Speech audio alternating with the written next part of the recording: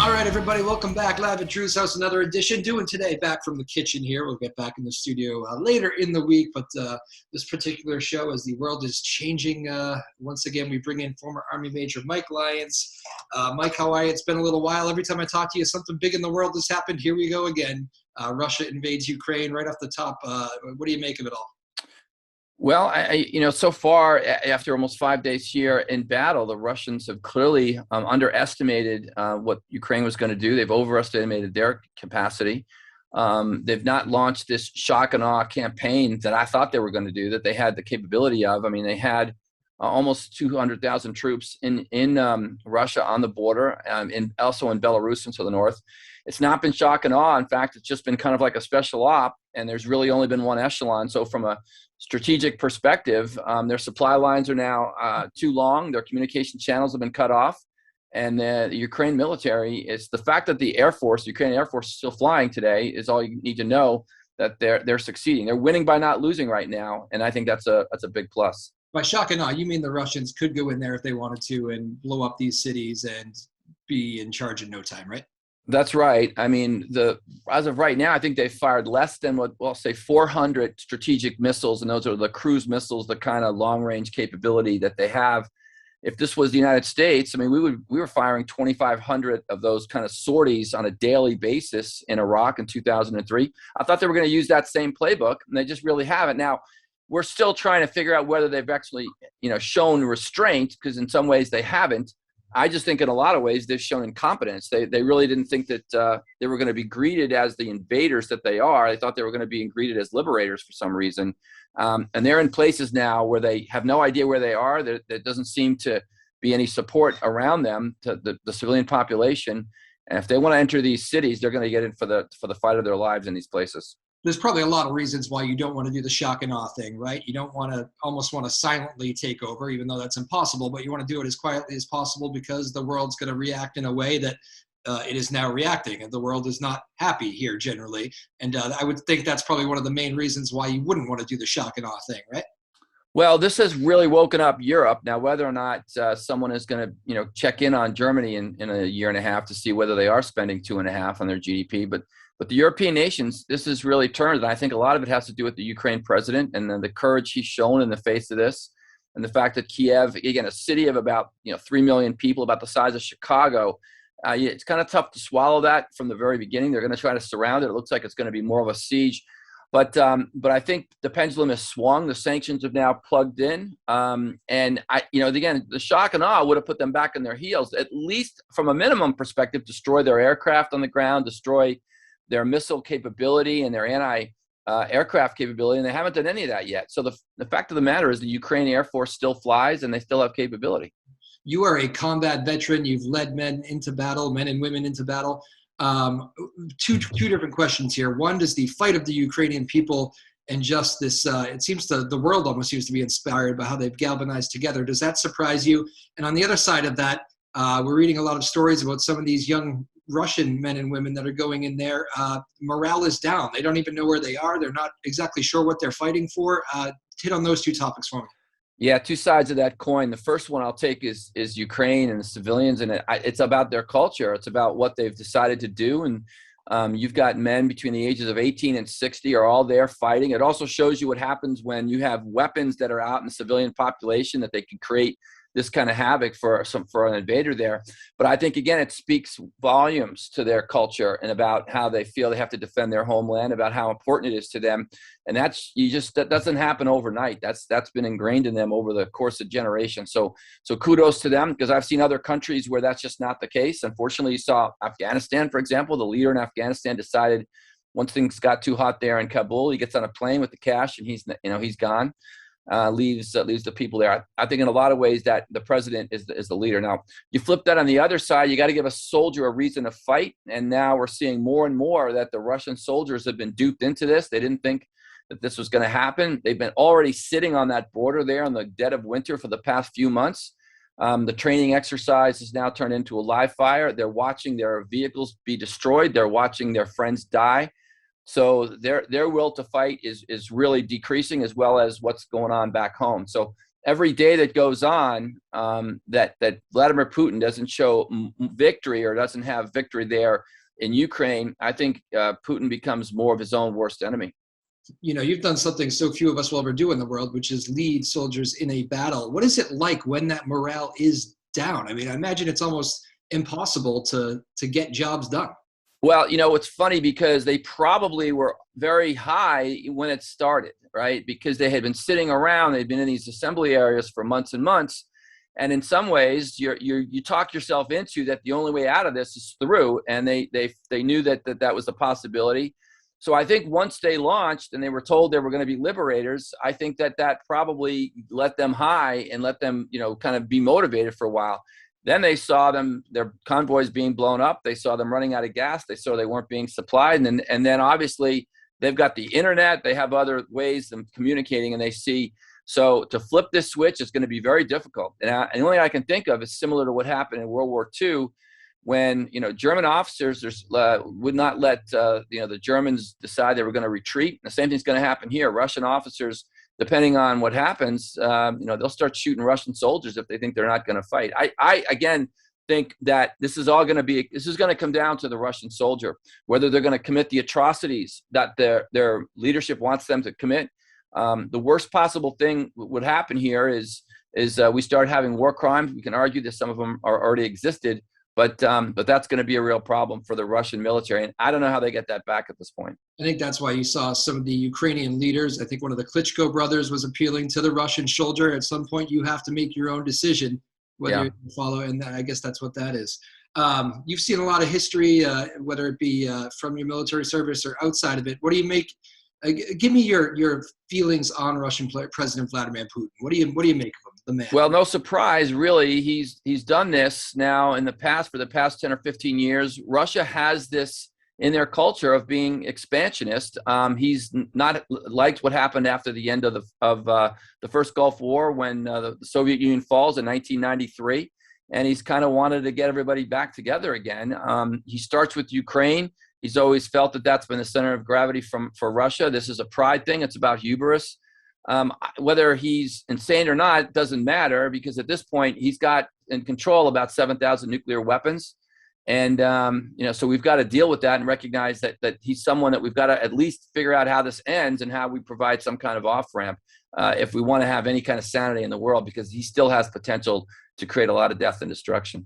President Joe Biden did say today we should not be concerned about a nuclear war, as Americans on the ground here. Is that a fair comment, you think, or is that just something that you just can't really say as a military man? You always need to be concerned about that. I think exactly, whether we like it or not, we've been too focused on Vladimir Putin's intentions, and we've not focused on his capabilities. And the bottom line is that's a capability of his, and so we've got to keep that somewhere in the minds of everything we do. We've got to recognize that any escalations could possibly lead to that. It's in Russian doctrine that they could possibly do that they would consider launching a nuclear weapon. The question is, if it's on a NATO country, then you have Article 5. Article 5 means we go to war. It's by treaty. It's not that we have to get Congress's approval. We have got to respond at that point. So I just don't know. We've got to recognize he's got the capability. Now, we're assuming he's a rational actor. We just won't know yet until we are afforded some more information. Does anybody really know in this country? I mean, I'm sure some of the intelligence officials maybe have a good feel for how he ticks, but he is, as you hear different stories about him, a mastermind, KGB, smart guy, and then you hear this guy might just be crazy enough to start a nuclear war, what do we really know about him concrete?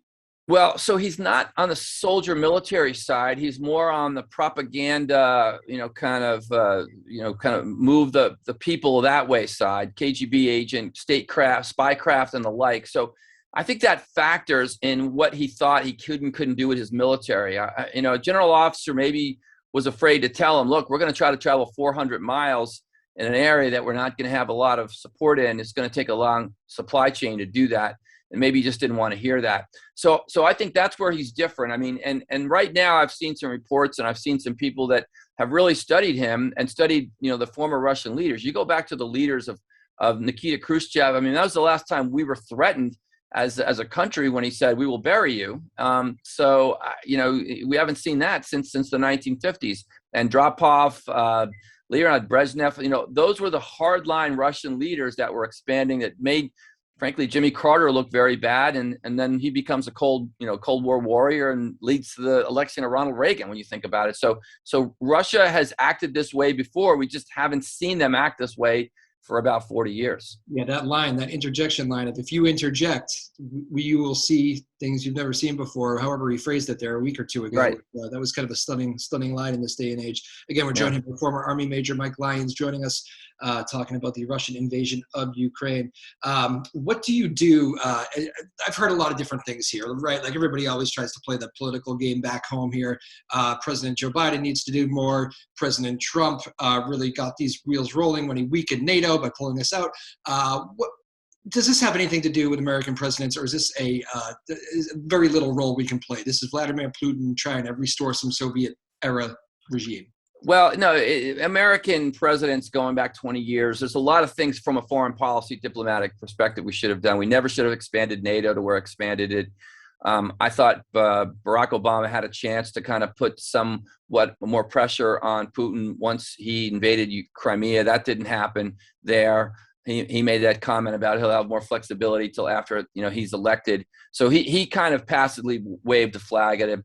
But again, George W. Bush, increases the size of NATO. I just don't think that was a good idea. We can't have the membership of NATO to be everybody but Russia. That's how the First World War started, with those entanglements and those alliances. And so we've got to recognize that wasn't a good idea. I think Donald Trump tried to get NATO on board, and he did it in a kind of a big stick way. And a lot of people didn't like that, and they thought that it was mean. But all of a sudden we wake up today and the Germans have recognized that he should have done that. They should have been doing this the past few years. But from a blame perspective right now, the only thing we can do is get as many supplies, javelins, those anti-tank weapons, as well as Stingers, those anti-aircraft weapons, in the hands of the Ukrainians. What's going to happen, there's going to be all these unintended groups that are going to now pop up, and mercenaries, and there's going to be all kind of support that's going to show up in that combat zone. That's like a playpen to some of these people, and you'll be surprised. You're going to see a lot of different weapons that are all of a sudden going to go on, and it's going to make it hell, really, for the Russian military. But really, I mean, in the end, I don't care how many groups show up there and how many mercenaries, how many whatever show up there to, even if they help defend Ukraine, in the end, if Vladimir Putin and Russia want to take this, they're going to take this, right? They're going to have to resupply it. They're going to, I guess you could say that. They have the military, it's pure power to do that. I guess at some point the question just gets back to how much more can the United States do from a soft power perspective to stop that from happening. His own people are doing it too. I don't know if you saw some of the pictures today at the table. A lot of those government officials in Russia did not look too happy. I mean, maybe they say, what are we doing here, right? Right. The oligarchs and the ones that have that the sanctions are starting to hit them, I think that's going to, possibly sway. However, now we can't sit there and say, if Vladimir Putin hears some Americans say, well, regime change is what our mission is, he sits there and says, well, that's what you did in 2003 to Saddam, and that's what you tried to do again in 91 with Saddam. So again, we can't go that route, because that's an act of war. And if it starts to escalate, then who knows what happens. I don't think he believes he could win a NATO war unless he uses nuclear weapons, unless to try to get us to, he creates some kind of level of destruction and again gets us tried to sue for peace. But at that point, he would not survive that from a regime perspective. We would just do everything we could to take him out. Any similarities you're looking at this saying that reminds me of, I mean, not obviously fully, but are there any pieces of this that you say kind of brings you back to certain battles or whatever? More, this is going to sound crazy, but it's more like Arab-Israeli wars from the 60s and the 70s. And a lot of people aren't talking about that. And I think a lot of it has to do with how they do this. They go to the border, they bring all these troops to the border. And if Ukraine failed to do one thing, and that was to prepare for this, they should have done a better job. We had some pretty good intelligence. Other countries looked at it, listened to it. They got their people out of it. Unfortunately, for all the great things that Zelensky has done as the president, one thing he didn't do was take heed a little bit sooner and start preparing some defenses. He could have made it a lot more difficult and didn't do that until the war started. But back then in the 60s and the 70s, the Arab countries would get close to Israel. They'd bankrupt them, look to do that, shut their economies down, and no one ever thought they were going to go. And he's been doing this the past few years, and now he finally decides to go. And we had the same situation where we basically threatened the Russians that we're going to, the Israelis were going to nuke somebody if the Arab countries don't get out. Now, in that situation, the Israeli military turned tide both in the Golan Heights and then the Gaza Strip. But I'm not sure you're going to see Israel or the Ukraine be able to go on any kind of offensive here. The question is how much Russia can outlast it. But I think that's the best analogy I've seen so far in terms of how this campaign went down. And last couple here, just President Zelensky has obviously won a lot of, the world is watching with a lot of praise. I wonder, what would it be like as a soldier to have like the president down there in the foxhole with you? I mean, it must be just a revitalization. I can't even think of the words to use, but it must just really be, it must be something to be a soldier. Yeah, and it's as a soldier, especially on the front line there during that hardship, and what he's done so far, not leaving, it's tremendously, inspirational, and it's all again part of the culture. Clearly, in Ukraine, it's gonna make people, want to stay and fight, because they are fighting for their freedoms. They're all fighting for that now, and there's no question. There's an assassin hit squad. There's reports of something called the Wagner Group. If you hear that, that means code for little green men that deploy mercenaries that Russia puts out there. They take no responsibility for them, but they claim that those hit squads, those assassination squads, are in Kyiv, and they're trying to find him, because that would be a big win for Vladimir Putin if he could kill off the leadership, cut the head off. They could declare some kind of victory there, if possible, and leave it at that. I've seen some of these videos of Ukrainian civilians driving by, broken down Russian tanks and laughing, saying, "I'll tow you back to Russia if you want." Are these situations that actually happen in combat zones? This is very unique, right? Yeah, no, exactly. Just the fact that Russia has lost any tanks. So for the United States, I don't think has lost combat tanks in our history in 40 years, because the M1 tank is indestructible. The fact that you're seeing pictures of T-80 tanks with their tops off them, like blown away, to me is incredible. Like, the fact, it takes a lot of guts to stand up there and shoot a tank from a mile away, given there'll be a signature, it's an IR footprint. The Javelin's a great weapon system, but the fact that they are losing tanks is tremendous. Artillery pieces, the pictures that I've seen come back there just make me shake my head. If you're a commander on the ground, you've got to be losing your mind. The fact that they're not just kind of rolling through, because they don't, on the other side, they don't have the same level of equipment like that. That's why they've painted those Zs, for example, on their vehicles, because a lot of Russian and Ukraine vehicles are the same, so they want to make sure that they're not doing fratricide and hitting each other. Yeah. But the amount of tanks that have been killed, frankly, are just off the charts, and I can't get over it. Final thought: how does it all play out? Prediction hat. I think we'll be lucky to get back to G-0, which is basically the status quo before it started. The face-saving opportunity is perhaps, Ukraine acknowledges that Crimea is now part of Russia. Maybe some of those areas in the Donbass region, as they had more, let's say, loyalty, or they're more ethnic Russians, similar in Kiruk, that other city, which he's bombing now, which doesn't make sense because they're ethnic Russians. And then let's say Ukraine decides and commits to not joining NATO publicly for right now, but let's say they join the EU.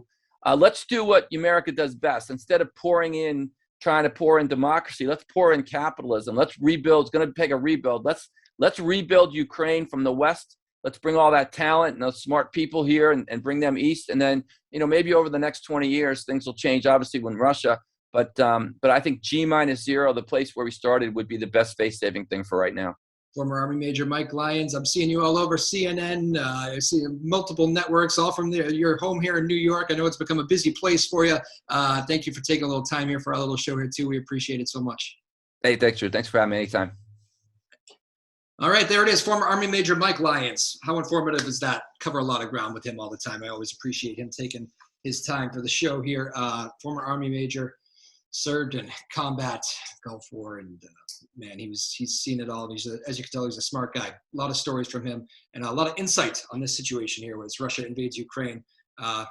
You heard his prediction on how it plays out. We will see. The world will wait and see how it all plays out. But I thought that was a good show to do here from the kitchen today. Back in studio for Thursday. All right, thanks everybody. Stay safe. Peace.